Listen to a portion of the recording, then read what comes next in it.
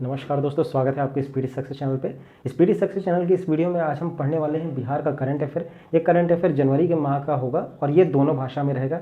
Mainly इसमें ज़्यादातर focus किया जाएगा हिंदी भाषा का। और इसके अलावा इस करंट अफेयर में जो हम आगे की जो सीरीज़ करने वाले हैं ये जनवरी से लेकर के पूरे नवंबर दिसंबर तक पूरी रहेगी। ये बेसिकली आपके लिए जो बिहार एसआई इन्फोर्समेंट एसआई का और बिहार दरोगा वगैरह का नॉर्मल जो एग्ज़ाम हो रहा है उनके लिए तो इम्पॉर्टेंट है ही। ये सबसे ज़्यादा आपकी इंपॉर्टेंट होगा या फिर लाभदायक साबित होगा आपका बिहार का पीएससी एग्ज़ाम जो होने वाला है 66वीं बीपीएससी का, उसके लिए मेनली फोकस किया जा रहा है उस पर। तो इस वीडियो को ध्यान से देखिएगा ताकि आपके ज़्यादातर क्वेश्चन बिहार जीके में या फिर बिहार का जो एग्ज़ाम होगा उसमें सही हो जाए। और इसके अलावा ये सिर्फ इतना ही नहीं है, ये अक्टूबर मंथ तक का जैसे अभी चल रहा है अक्टूबर मंथ तक का डेली बेसिस पे हो जाएगा ये। और इसके अलावा जो नवंबर मंथ जब शुरू हो जाएगा तो नवंबर मंथ में ही हम पूरा पिछले साल नवंबर 2019 से लेकर के अगले साल का ये नवंबर 2020 तक का पूरा एक मास्टर वीडियो इसमें आपके लिए लेकर के आएंगे। उम्मीद करते हैं ये वीडियो आपको पसंद आएगा। चलिए देखते हैं आज की वीडियो पे। देखिए, सबसे पहले इसमें बात करते हैं एक इंटीग्रेटेड चेक पोस्ट की। ये चेक पोस्ट क्या होता है? चेक पोस्ट जैसे कि जो मतलब कोई दो क्षेत्रों के बीच में या फिर दो पड़ोसी राज्य या दो पड़ोसी देश के बीच में जो एक डील होती है ट्रेडिंग की या फिर व्यापार जो होता है, वो व्यापार होने के लिए बीच में एक चेक पोस्ट होता है जिसमें नज़र रखी जाती है या फिर कितने आया सामान, कितने गया, उसके बारे में ब्यौरा रखा जाता है। तो ये एक इंटीग्रेटेड चेक पोस्ट है। इस चेक पोस्ट को ये भारत और नेपाल की सीमा पे बनाया गया है। ये चेक पोस्ट के लिए इनॉग्रेशन जो मतलब अभी उद्घाटन हुआ, ये चेक पोस्ट का उद्घाटन भारत के प्रधानमंत्री नरेंद्र मोदी और नेपाल के प्रधानमंत्री केपी शर्मा ओली दोनों ने मिलकर किया था। ये इस मतलब इस सीरीज़ पे ये दूसरा चेक पोस्ट है ये, जो कि जोगबनी और भारत के जोगबनी क्षेत्र में और नेपाल के बीरतनगर क्षेत्र में बना है। जोगबनी कौन से ज़िले में आता है? ये आता है अररिया क्षेत्र में, याद रखिएगा इसको। ये भारत के बिहार स्टेट के अररिया ज़िले में आता है, जबकि ये नेपाल का ये बीरतनगर आता है। नेपाल का वो कौन सा क्षेत्र, वो तो ज़्यादा याद रखना इंपॉर्टेंट है नहीं। सेकंड बात करते हैं, ये यहाँ पर इसके अलावा ये सन 2018 में भी एक चेक पोस्ट बना था। ये बना था बिहार के रक्सौल ज़िले में और दूसरा आता है रक्सौल क्षेत्र में और ये दूसरा है बीरतगंज पे। ठीक, इसके अलावा ये चेक पोस्ट जो सेकंड नंबर का जो बना है इसकी कुछ खासियतें हैं। क्या खासियत है वो भी देख लेते हैं। जैसे कि ये चेक पोस्ट बना है 260 एकड़ में, 260 एकड़ में ये चेक पोस्ट बना है जिसकी लागत थी कुल 140 करोड़।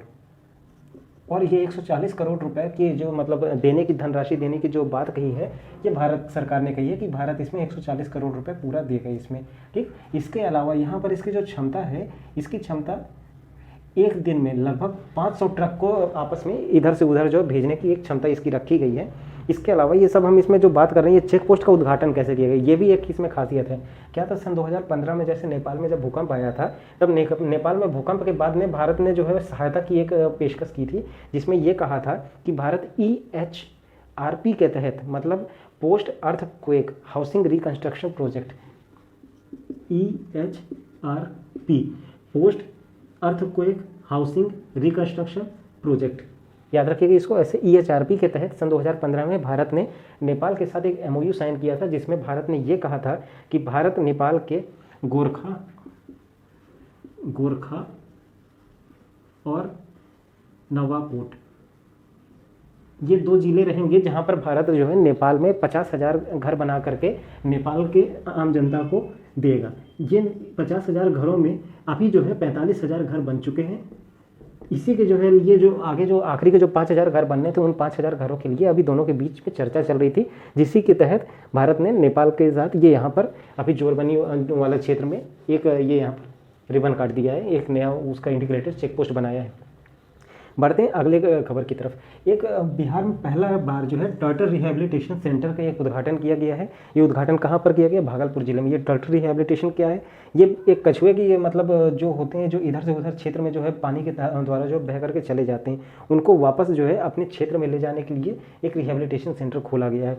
ये क्या रहेगा? ये फ्रेश वाटर के कछुए, मतलब जो मीठे पानी के जो कछुए हैं उनको बचाने के लिए जो है ये खोला गया। इसमें जो है कई सारे लगभग 200 प्रजाति के जो है कछुओं को जो है एक साथ रखा जाएगा। और इसके साथ साथ जैसे कि जो है डैम में बनाने से बैराज बनाने या फिर इधर उधर प्रदूषण के तहत जो है जो कुछ कछुए बह के चले आते हैं और साथ ही साथ जो है कुछ इनकी स्मगलिंग भी हो जाती है, उन सब के चक्कर में जो कछुए इधर से उधर पहुंच रहे हैं उनको वापस जो है जैसे कुछ पुलिस द्वारा बरामद किया जाएगा, उन सबको रोकथाम के लिए यहाँ पर जो है एक भागलपुर ज़िले में ही एक मॉनिटरिंग सेंटर खोला गया है, ताकि ये कछुओं को जो भी मतलब पाए जाएंगे कि किस तरह से कौन से कछुए कौन से क्षेत्र से बह कर के आ गए हैं, उनको पहले जो है ट्रीटमेंट दिया जाएगा, उनका पहले इलाज कराया जाएगा और इलाज कराने के बाद उनको मॉनिटर करके उनको उन्हीं के क्षेत्र में भेज दिया जाएगा।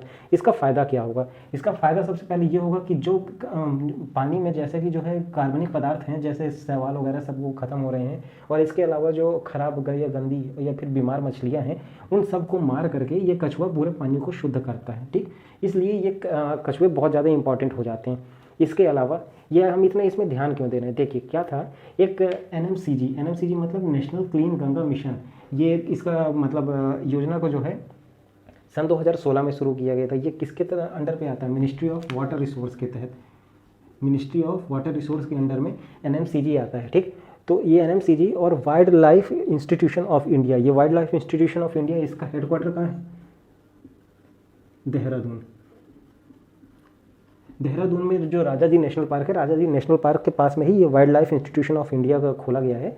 तो ये यहाँ पर इन दोनों के जो है एक साथ में मिल करके एक रिपोर्ट पेश किए थे, जिस रिपोर्ट में ये बोला गया था कि भारत में जो टर्टल्स या फिर जो कछुओं का स्मगलिंग हो रही है, उन स्मगलिंग में हर साल या फिर हर साल भारत में जितने भी कछुए रहते हैं, लगभग 11,000 कछुए को उनके क्षेत्र से पलायन कर दिया जाता है। और ये जो उनका क्षेत्र जहाँ पर वो पहले रह रहे होते हैं, जो अपने पानी शुद्ध कर रहे होते हैं उस क्षेत्र का, वो पानी दूषित होता चला जा रहा है। ये भी एक बहुत बड़ा कारण है कि गंगा नदी को जो है या फिर आसपास के जो तालाब हैं, वो जो पानी जो है अशुद्ध होते चले जा रहे हैं। और ये पिछले 10 साल की इन्होंने रिपोर्ट दी थी, जिसके तहत बोला गया कि 1,10,000 के आसपास कछुओं का पलायन हुआ है पिछले 10 सालों में। तो इसलिए ये बहुत ज़्यादा ही जो है ज़रूरी हो गया कि टर्टल रिहैबिलिटेशन सेंटर खोला जाए, चूँकि बिहार एक बहुत अच्छा क्षेत्र है ये, ताकि क्योंकि वहाँ पर प्रकृति में सबसे ज़्यादा प्यार करने वाले टाइप से लोग रहते हैं, तो बिहार में ये चीज़ के लिए इसको खोला गया है। इससे एक चीज़ और फ़ायदा क्या होगा? इससे एक फ़ायदा और ये होगा कि जो हमारे यहाँ जो एक लुप्तप्राय जो कछुए हैं या फिर जो इंडेंजर्ड, क्रिटिकल इंडेंजर्ड स्पीसीज जिनको कह रहे हैं, उन सबको वापस से जो उनकी ग्रोथ किया जाएगा, उन नई स्पीसीज़ की, वो फ़ायदा बन जाएगा। बढ़ते हैं अगले खबर की तरफ। देखिए, पहले लोकसभा इलेक्शन कब हुए थे? पहले लोकसभा इलेक्शन सन 1952 को हुए थे, जिसमें जवाहरलाल नेहरू भारत के प्रधानमंत्री बने थे।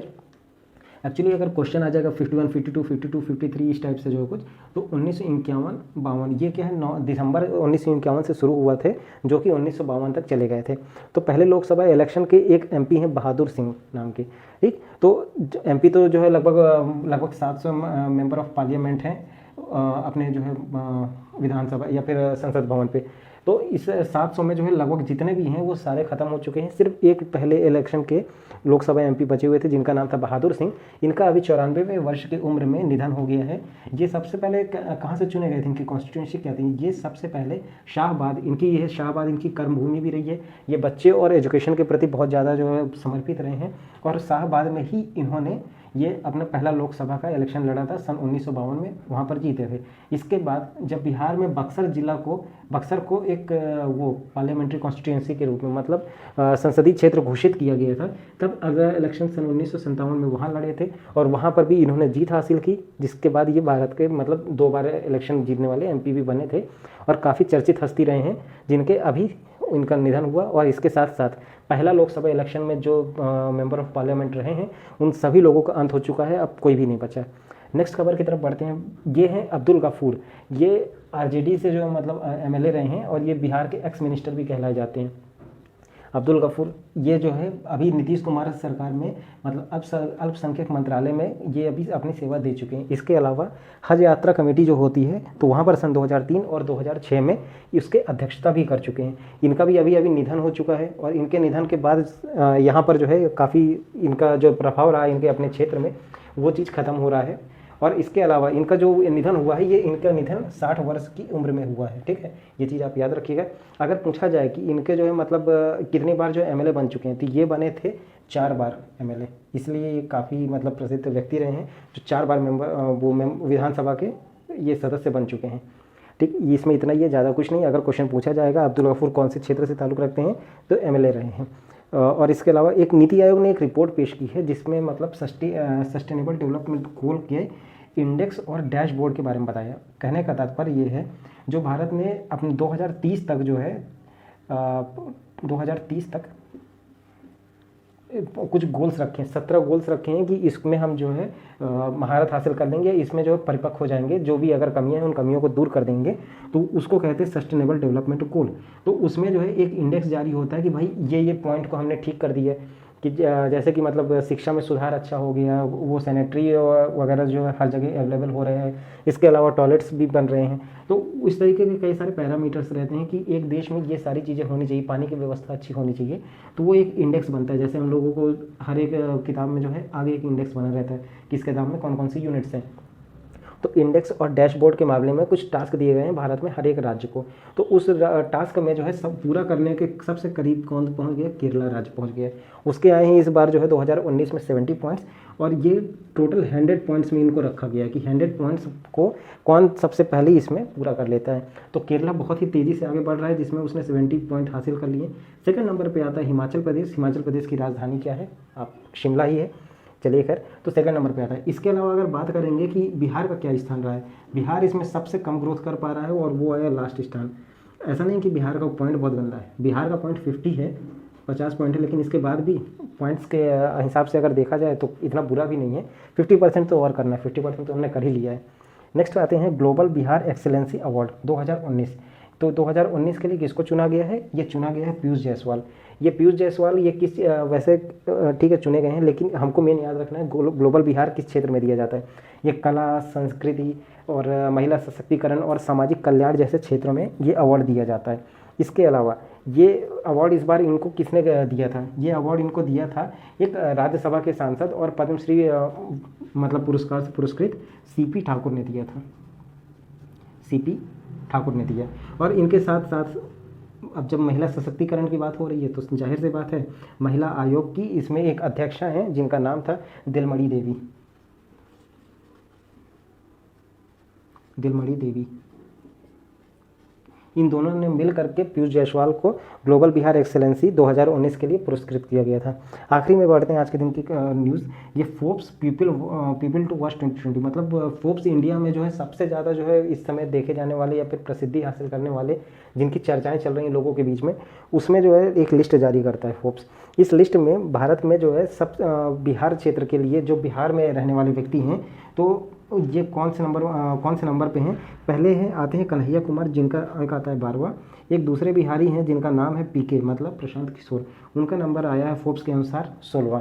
और एक भारतीय मूल के ही एक और व्यक्ति हैं जिनका नाम है हसन मिनहाज, हसन मिनहाज। ये भारतीय मूल के मतलब अमेरिका में पैदा हुए ये व्यक्ति हैं और भारत में कहाँ से, भारत में बिहार से ये ताल्लुक़ रखते हैं। एक ये हसन मिनहाज, माफ़ कीजिएगा मैं इसमें कंफर्म नहीं हूँ, तो ये भारतीय मूल के हैं। फिलहाल इतना जरूर याद रखिएगा, भारतीय मूल के हैं हसन मिनहाज जो वर्तमान में यूएसए में हैं। ये Forbes people to watch India list में ये फर्स्ट नंबर पे आए हैं। कन्हैया कुमार 12वें नंबर पे और प्रशांत किशोर हैं 16वें नंबर पे। तो ये है बिहार का जनवरी मंथ का टोटल करंट अफेयर। और अगर ये आपको पसंद आया तो प्लीज़ इस वीडियो को लाइक कीजिएगा, चैनल को हमारे सब्सक्राइब जरूर कीजिए, क्योंकि हम पूरे बिहार के जितने भी आगे आने वाले करंट अफेयर्स हैं वो सारे आपको जल्दी से जल्दी अगले 10 दिन के अंदर प्रोवाइड कराने की कोशिश करेंगे, ताकि आपकी तैयारी भी अच्छी होती रहे। और बिहार के साथ साथ इंडिया लेवल का भी करंट अफेयर हम अपलोड कर रहे हैं, उसको आप हमारे प्लेलिस्ट को लगातार देखते रहिए, ताकि उसमें आपको मिलते रहें सारे क्वेश्चंस और करंट अफेयर्स। फिलहाल के लिए इतना ही, and have a nice day.